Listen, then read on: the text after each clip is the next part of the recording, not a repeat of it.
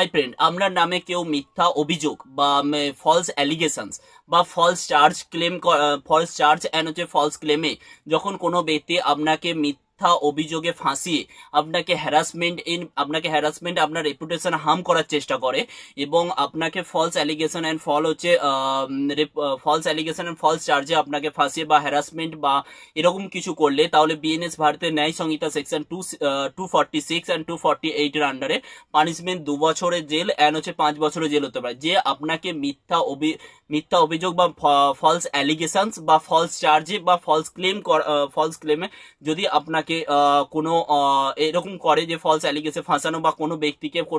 আমার কাছে টাকা নিয়েছে এরকম ভাবে কাউকে যদি ফাঁসানো বা কোনো মিথ্যা অভিযোগের ক্ষেত্রে, তাহলে পানিশমেন্ট 2 বছর বা 5 বছর হতে পারে। তো সেকশন হচ্ছে বিএনএস ভারতের ন্যায় সংহিতা সেকশন 246 অ্যান্ড 248 এর আন্ডারে।